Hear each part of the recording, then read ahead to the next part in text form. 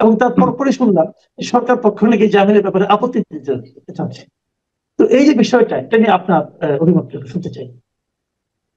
আমি মনে করি যে এটা সম্পূর্ণ অন্যায় এবং এক ধরনের কি বলবো অবিচার, যে কোনো কারণ ছাড়া কোনো রিজন ওই ধরনের তারা দেখাতে পারে নাই তাকে, যে মামলায় ধরে রাখছে সন্ত্রাস এবং হাবিজাবি অভিযোগ দিয়ে।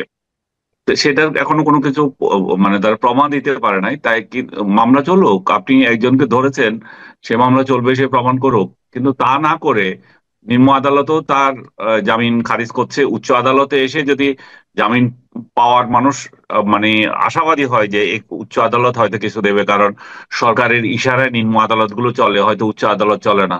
এখন উচ্চ আদালতও যদি একই ভূমিকায় নেয় এবং এই এই, পান্না এবং লতিফ সিদ্দিকীর এর বেলায় তারা চেম্বার জজের কাছে গিয়ে আপনার আবেদন করে, তার মানে বুঝতে হবে যে তারা কোনো মানে নটোরিয়াস কোন সন্ত্রাসী বাংলাদেশের বোধহয় তাদেরকে ধরা হয়েছে, এই জন্য তাদেরকে এইভাবে মানে আইনের ফাঁক গুলো তারা কিভাবে বের হয়ে যাচ্ছে এটা আটকাতে হবে। সাধারণত চেম্বার জজের কাছে যে দৌড়াদৌড়ি করে এই সমস্ত বিষয়গুলো নিয়ে। আর আমরা দেখলাম 5 আগস্টের পর থেকে দেশে চিহ্নিত সন্ত্রাসী জঙ্গি যে যেখানে যেভাবে পারছে একটাও আর জেলে নাই, সব বেরিয়ে গেছে। আর একজন সাংবাদিক আর একজন রাজনীতিবিদ যাদের বিরুদ্ধে স্পেসিফিক কোনো আপনি অভিযোগ এখনো আনতেই পারেন নাই, তাদেরকে একটা আইন মানে অবৈধ ইয়ে দিয়ে আম, মামলা দিয়ে, মানে অন্যায় মিথ্যা মামলা, অবৈধ না মিথ্যা মামলা দিয়ে আপনি আটকে রেখেছেন। তো এটা তো মানবতার লঙ্ঘন। এবং সরকার যে বলে বাক স্বাধীনতা যে কথা বলে, সেগুলো যে একটা বুলি, সেটার আর একটা প্রমাণ। তারা একটা অনুষ্ঠান করতে গিয়েছিল, সেই অনুষ্ঠানে তো বক্তব্যই দিতে পারে নাই। যে অনুষ্ঠানে তারা উপস্থিত ছিল কিন্তু বক্তৃতাই দিতে পারে নাই, তার আগে এটা পণ্ড হয়ে গেছে। তো কি অপরাধে তাদেরকে জেলে রাখা হবে? আমি মনে করি যে এটা কি বলে অন্যায়, এরকম অন্যায় মানে এবং আপনি দেখেন, আমি একটু বলি, তারা কিন্তু সেই অনুষ্ঠানের আয়োজক না, তারা সেখানে আমন্ত্রিত, যোগ্য না। আমন্ত্রিত রাইট। অতিথি হিসেবে গিয়েছে।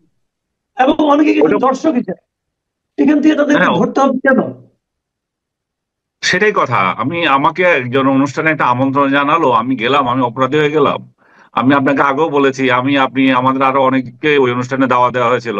আমার ব্যক্তিগত কারণে আমি যেতে পারি নাই, এবং আমি সকালবেলা আরো শতগত যে খুব এত ভোরে ও কোনো অনুষ্ঠানে যেতেও আমার ভালো লাগে না। তাছাড়া আমার নীতিগত সিদ্ধান্ত আছে, আমি অ্যাক্টিভিজমে বিশ্বাসও করি না। তো এখন যে যেভাবে বিশ্বাস করে সে সেভাবে যাবে। এটাতে এটাতে অন্যের কেন আপত্তি হবে? এবং সে আপত্তি করে যদি কিছু বলে থাকতো তাহলে একটা কথা ছিল। আর ওই সংগঠনটা কি বাংলাদেশের নিষিদ্ধ কোনো সংগঠন নাকি, নাকি কোনো জঙ্গি সংগঠন যে যারা একটা অনুষ্ঠান আয়োজন করতে পারবে না? এবং এটা যদি হয়ে যায় যে বঙ্গবন্ধুর কথা বলা যাবে না, স্বাধীনতার পক্ষের কথা বলা যাবে না, মুক্তিযোদ্ধারা মিলিত হতে পারবে না, এটাও তাহলে একটা আইন করে দেওয়া হোক যে এই এই কাজগুলো আমাদের শাসন আমলে করতে পারবে না, তাহলে মানুষ সতর্ক থাকতে পারে, মানুষের এই ধরনের হেনস্থার শিকার হতে হয় না।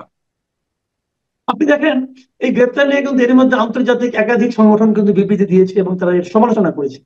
তো আমি আমি যদি সরকারের পক্ষ থেকে ভাবি যে এই গ্রেপ্তারের মাধ্যমে সরকারের এক নম্বর কথা, তার লাভটা কি হচ্ছে, দুই নম্বর হলো আন্তর্জাতিক ভাবে তার যে ইমেজটা ক্ষতিগ্রস্ত হচ্ছে, এটাও কি সরকার উপলব্ধি করতে পারছে না? আমার তো মনে হয় পাচ্ছে না। আমরা যে বারবার বলতেছি এই সরকারের মব যেই হারে আছে, এবং এই সরকার সরাসরি কোনো সংবাদপত্রের উপর আঘাত আনে নাই, যেগুলো অন্যান্য প্যারাসাইট যেগুলো আছে ওরাই আক্রমণ করছে। সরকার এই জায়গায় প্রশংসা পাওয়ার যোগ্য, কিন্তু আবার নিন্দা পাওয়ার যোগ্য যে সরকার এটা প্রতিরোধও করছে না। সরকারকে সরাসরি মানুষ দায়ীও করতে পারছে না যে আপনি এটা করছেন, কিন্তু এটা তো সরাসরি সরকার করছে, এটা তো অন্য কোনো অর্গানাইজেশন করছে না। সরকার অন্যান্য খাতে যেটা করছে সাংবাদিকদের জন্য, সেটাও সরকার বলবে যে আমি সরাসরি করছি না, আমার তো ইয়ে নাই। এখন এখানে কি বলবে? এখানে তো সরাসরি তারা সাংবাদিকদের কণ্ঠরোধ করছে, মত প্রকাশের স্বাধীনতা হস্তক্ষেপ করছে, মুক্তিযোদ্ধাদের সমাবেশ নিষিদ্ধ করে রেখেছে।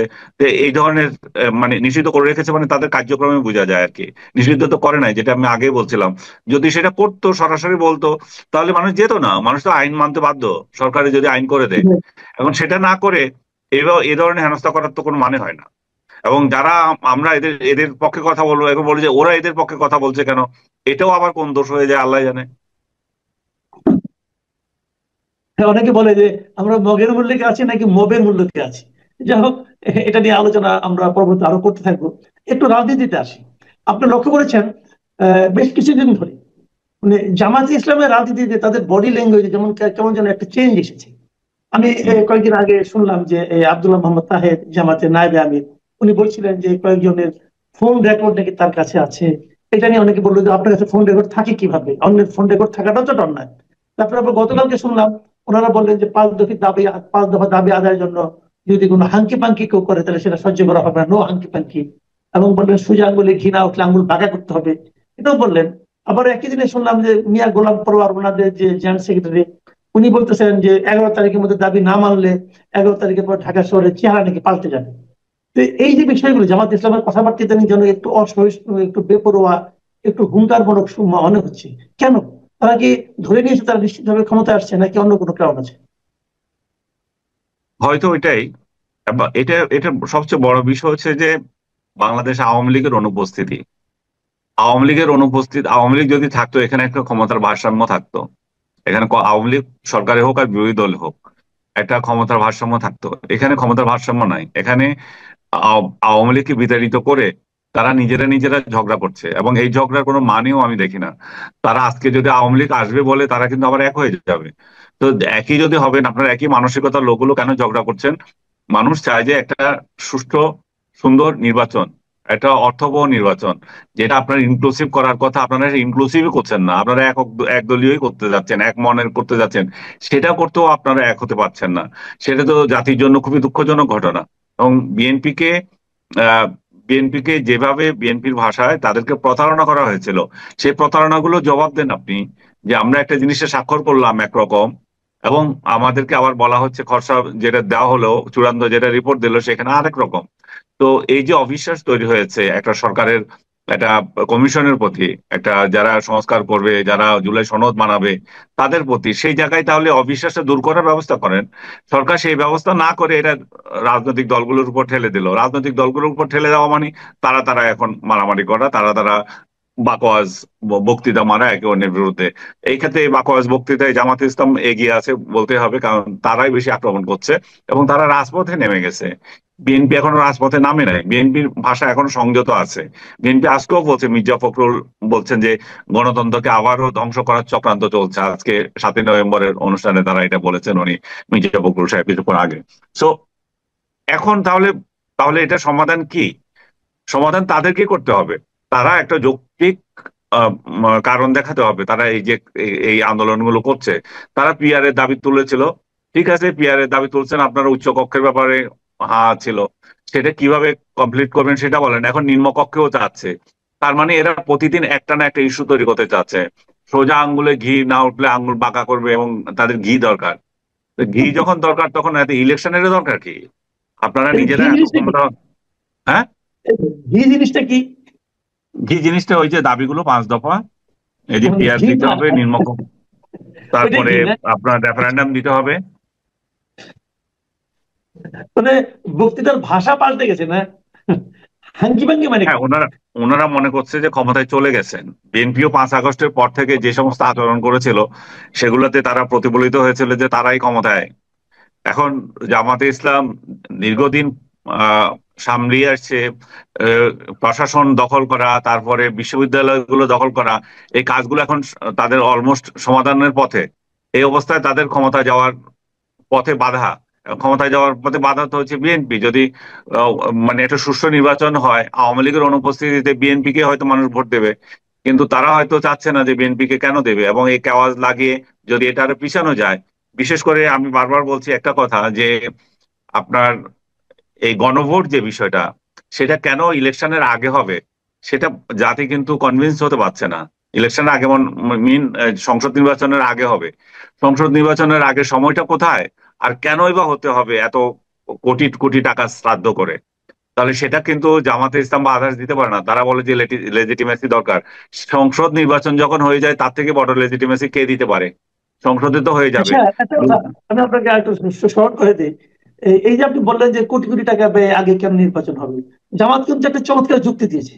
জামাতের হ্যাঁ, যুক্তিটা হলো যে প্রতিদিন নাকি যে টাকা চাঁদাবাজি হয়, সেই একদিনের চাঁদাবাজির টাকা দিয়ে নাকি একটা গণভোট করা সম্ভব। তো যদি একদিনের চাঁদাবাজি দিয়ে গণভোট করা সম্ভব হয়, আমার প্রশ্ন হচ্ছে যেদিন গণভোট হবে সেই দিন কি চাঁদাবাজি হবে না? এটা কি কথা না, বুঝলাম না। একদিনের চাঁদাবাজি দিয়ে যদি গণভোট হইতে পারে, তাহলে চাঁদাবাজিটা ওনারা বন্ধ করে দিক না। আমরা তো চাঁদাবাজি বন্ধ করার জন্যই নির্বাচন চাচ্ছি। যে যান ভাই, আপনারা নিজেরাই চাঁদাবাজির লাইসেন্সটা পান। এখন হুম, হুম, এখন আপনারা সবাই লাইসেন্স আপনাদের চাঁদাবাজির। তো চাঁদাবাজির লাইসেন্সটা এক দলকে দেন, আমরা তো সেটা চাচ্ছি। মানুষ তো এক দলকে চাঁদা দিতে চায়, 3 দলকে চাঁদা দিয়ে 14 দলকে চাঁদা দিয়ে তো মানুষ ব্যবসা বাণিজ্য করতে হুম, পারছে না, টিকতে পারছে না। তো সেটার সেই সেই জায়গায় আপনি প্রতিবন্ধকতা সৃষ্টি করছেন কেন? এটা স্পষ্টই, আমি বারবার বলছি, একটাই কারণ। এটা হচ্ছে যে একটা সাংবিধানিক আহ বৈধতা নেওয়া, যে রাইট। একটা একটা গণভোটের মাধ্যমে একটা একটা রায় নেবে, হ্যাঁ যদি জয়ী হয় তাহলে বললো যে এই জনগণ এই সরকারকে যত কর্মকাণ্ড করেছে সেগুলোর বৈধতা দিয়েছে, জুলাই সনদের পক্ষে বৈধতা দিয়েছে, এবং এই সরকার তার মেয়াদ পূর্ণ করুক, আরো আরো আরো কয়েক বছর থাকুক, তারপরে যদি ইলেকশন দেয় এখন কোনো সমস্যা নাই। কারণ আগে সংকট ছিল, সাংবিধানিক সংকট ছিল, বৈধতা নিয়ে কোশ্চেন ছিল, এখন আর বৈধতা নাই, মানুষ তো ভোট দিয়ে দিয়েছে। এবং এই গণভোট যেটা বাংলাদেশের ইতিহাসে যে আগেও 3বার হয়েছিল, জিয়াউর রহমানও এইভাবে বৈধতা নিয়েছিল যখন উনি জেনারেল ছিলেন, এরশাদও এইভাবে বৈধতা নিয়েছিল।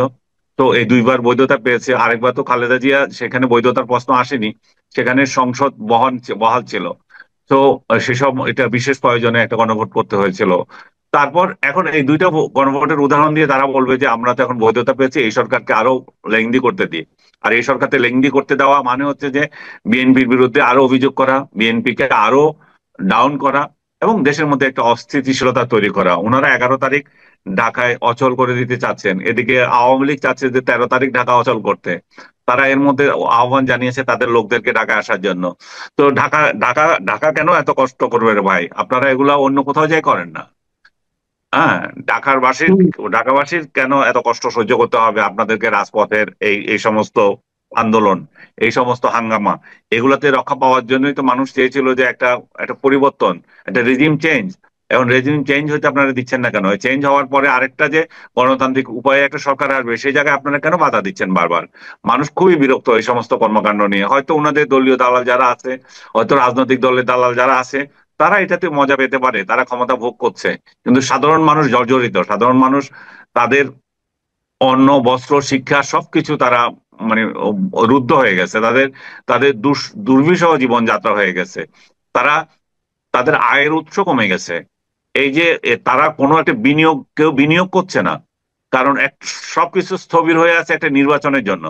এখন এই রাইট। নির্বাচন যদি জানুয়ারিতে হয় আরো ভালো।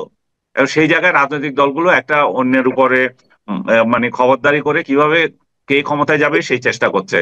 মানুষের কি আসে যায় জামাত যাক আর বিএনপি যাক, আপনারা যে যান, আপনারা ভোটটা দেন, মানুষ পছন্দ করুক। তো আপনি কি মনে হয় নির্বাচনটা কি মানে আসলে ফেব্রুয়ারিতে হওয়ার ব্যাপারে আপনার কি আশঙ্কা আছে? কোনো না, অস্বস্তি ওনারা আপনার? যেভাবে ওনারা যে প্যাঁচ লাগাচ্ছে একটার পর একটা, আশঙ্কা তো আছে ফেব্রুয়ারিতে ইলেকশন হবে কিনা। সরকারের তরফ থেকে একটা দৃঢ়তা ছিল যে আমরা ফেব্রুয়ারিতে ইলেকশন করব, কিন্তু যখন জি, এই ইস্যুটা রাজনৈতিক দলগুলোর উপর ছেড়ে দিল 7 দিনের দিয়ে, তখন তো আরেকটা ঢিলে ঢালা শুরু হয়ে গেলো, তখন রাজপথে নেমে গেছে, 5 দফা দাবি শুরু হয়ে গেছে। এখন যে বিষয়গুলো নিয়ে ওনারা 9 মাস ধরে তর্ক করেছেন, বসছেন পাশাপাশি, সেগুলোকে বাদ দিয়ে আবার নতুন নতুন ইস্যু আনছেন। তো তার মানে এত সব ইস্যুর মিনিংটা কি? একটাই মিনিং হচ্ছে যে নির্বাচন পিছিয়ে দেওয়া, নির্বাচনের পরিবেশ নষ্ট করা। এখন এভাবে যদি চলতে থাকে আইন শৃঙ্খলা তো ঠিক থাকবে না, আর আইন শৃঙ্খলা ঠিক না থাকলে এটা কি ধরনের নির্বাচন হবে? সেটাতে তো ঘরে বসে বসে বসে ভাগাভাগি করেও তো হয়ে যেতে পারে। সরকারের টাকাগুলো খরচ করবে কেন? এবং তাতে করে এবং এবং নির্বাচন যদি হয়ে যায়, ডক্টর ইউনূস একটা সেফ এক্সিট পাবে। এখন তাকেও সেফ এক্সিট দিচ্ছে না, তাকে বলছে আপনি থাকেন, আপনার মাথায় কাঁঠাল রেখে আমরা খাবো। হ্যাঁ, তারা যদি এই জুলাই সনদের পক্ষে ভোট ভোট নিয়ে ইলেকশন, সংসদ নির্বাচনের আগে এই বৈধতা নেওয়ার উদ্দেশ্য হচ্ছে যে এটা, যে ডক্টর ইউনূসকে তখন বলা হবে যে বৈধতা আপনি পেয়ে গেছেন, ডক্টর ইউনূস তখন খুশি মনে বলবে যে ঠিকই তো আছে, আমি থাকি। এবং তার সভাসদ বলবে যে এই তো আমাদের একটা বৈধতা এসে গেল, সমস্যা কি? এখানে মজা মজা। এখন যেভাবে ওনারা মজা এনজয় করছেন সেভাবে আরো এনজয় করবেন। জি।